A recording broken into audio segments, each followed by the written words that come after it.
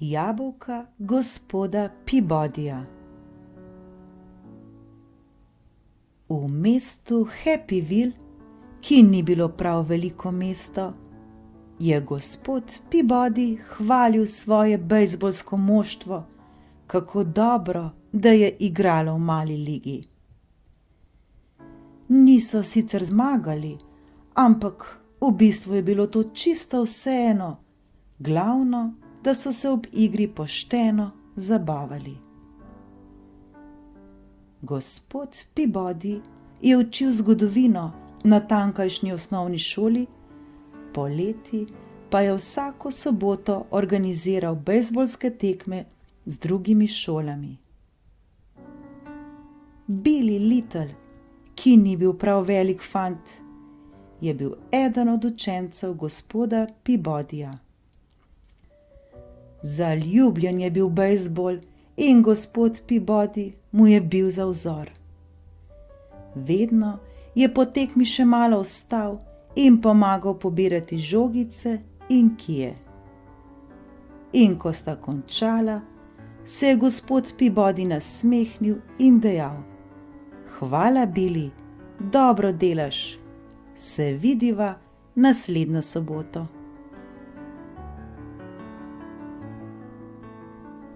Potem se je odpravil domov po glavni cesti v Happyvillu, ki ni bila bog ve kako široka cesta. Pomahal pozdrav vsakemu, ki ga je poznal, in vsi so mu veselo odzdravljali. Na poti je šel vedno mimo trgovine s sadjem gospoda Funkandilija. Tam se je gospod Peabody ustavil in občudoval sveža Funkandiljeva jabolka. Nakar si je zbral najlepše, ga spustil v torbo in odkorakal naprej. Čez cesto je Tommy Titlebottom radovedno opazoval, kako je gospod Peabody izginil z jabolkom v red. Čudno, si je rekel Tommy, gospod Peabody za to jabolko sploh ni plačal.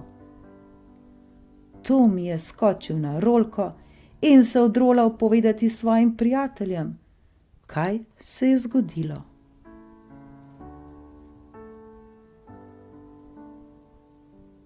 Naslednjo soboto so fantje gospoda Peabodyja spet igrali tekmo in, kot ponavadi, izgubili. Ampak v bistvu jim je bilo to vseeno, glavno, da so se pošteno zabavali. Billy je spet pobiral žogice in kije in gospod Peabody jo je mahnil domov. Na poti domov je vsakemu, ki ga je poznal, pomahal in vsi so mu veselo mahali nazaj. In spet se je ustavil pri trgovini gospoda Funkandilija, izbral najlepše jabolko, ga vrgel v torbo in nadaljeval svojo pot. Čez cesto pa so Tommy Titlebottom in njegovi prijatelji opazovali gospoda Peabodyja in se zgražali. Gospod Peabody za svoje jabolko ni plačal. Komaj so čakali, da povedo vsem svojim prijateljem, ki so nato povedali svojim staršem, ki so povedali sosedom, ti pa so povedali svojim prijateljem. Vse to v mestu Happyville, ki ni bilo prav veliko mesto.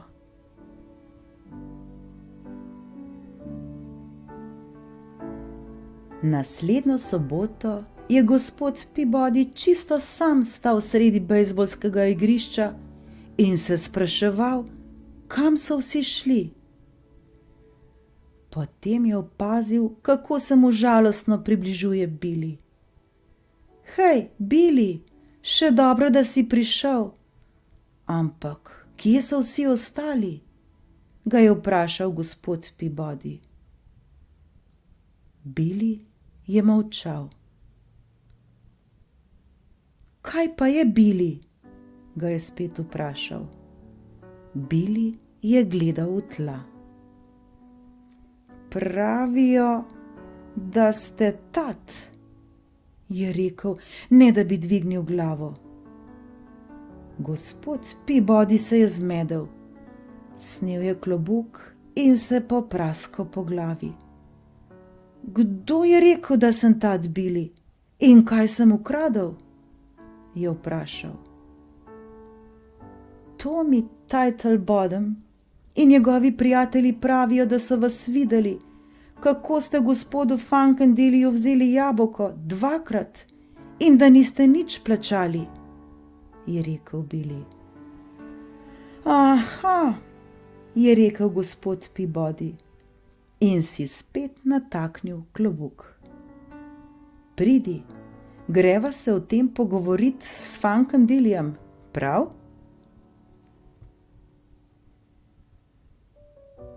Šla sta po glavni ulici, ki ni bila prav široka, in gospod Peabody je spet pomahal vsakemu znancu v pozdrav, ampak zdaj mu nekateri niso niti več odzdravljali, drugi pa so se delali, kot da ga sploh ne vidijo. Končno sta prispela do trgovine gospoda Funkandelyja. Ven je skočil gospod Funkandely in se začudil. Hej, kaj pa vi tukaj, gospod Peabody? Kako pa to, da niste na tekmi? Danes ni bilo tekme, je odgovoril gospod Peabody. In zato me zanima, če lahko svoje jabolko danes vzamem malo prej kot ponavadi. Jasno, zakaj pa ne? Je rekel gospod Funkandely. Saj plačate zanj vsako soboto zjutraj, ko pridete po mleko. Vaša stvar je, kdaj ga vzamete. Bi tisto veliko in bleščečo, gospod Peabody? Gospod Peabody je vzel svoje jabolko, se nasmehnil Billyju in mu ga ponudil. Zelo rad bi vzel jabolko, gospod Peabody, ampak zdaj moram najti Tommyja in mu vse skupaj pojasniti, je rekel Billy. Ko ga boš našel, mu povej, naj pride še do mene, tudi jaz bi rad govoril z njim, je odgovoril gospod Peabody. Čez čas je Billy našel Tommyja in mu povedal, kaj se je zgodilo z jabolki. Povedal mu je tudi, da bi gospod Peabody rad takoj govoril z njim. In tako je Tommy odhitel, pozvonil in na vratih se je pojavil gospod Peabody. Nekaj časa sta se molče gledala.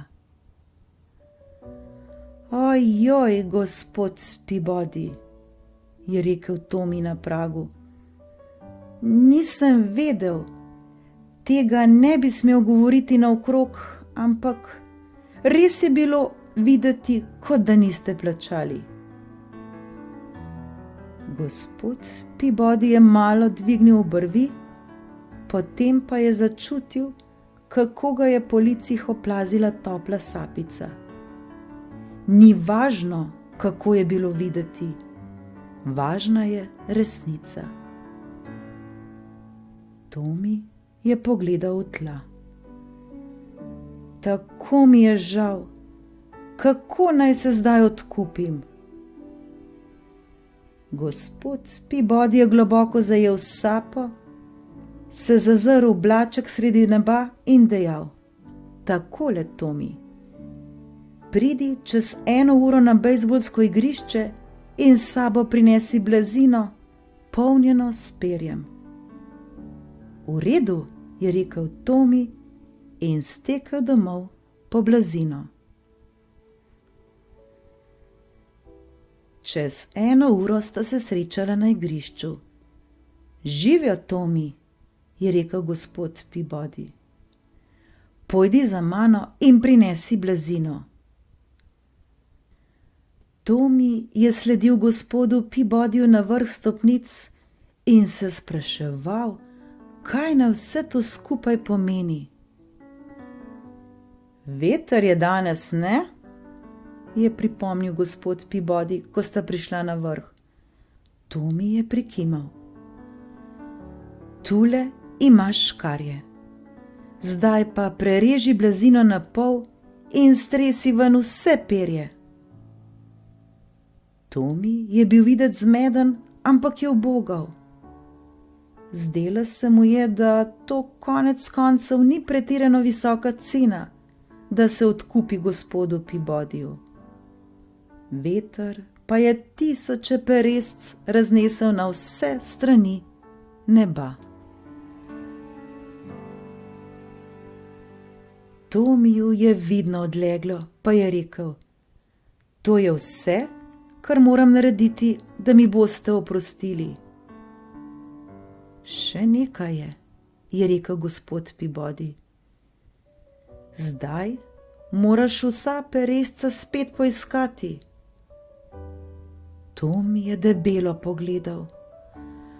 Po mojem se vseh peresc ne da več najti, je rekel Tomi.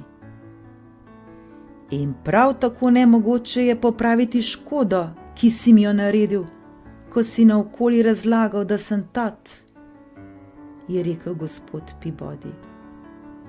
Vsak perešček je kot en prebivalec Happyvilla. Kar nekaj časa je bila tišina in Tomiju se je začelo svitati, kaj je hotel gospod Peabody povedati. Nazadnje je rekel: Zdi se mi, da me čaka kar nekaj dela. Gospod Peabody se je nasmehnil. Ja, res je. Drugič pa človeka ne sodi prehitro in zapomni si, da imajo tvoje besede veliko moč. Na kar je dal Tomiju tisto bleščeče rdeče jabolko in jo mahnil domov.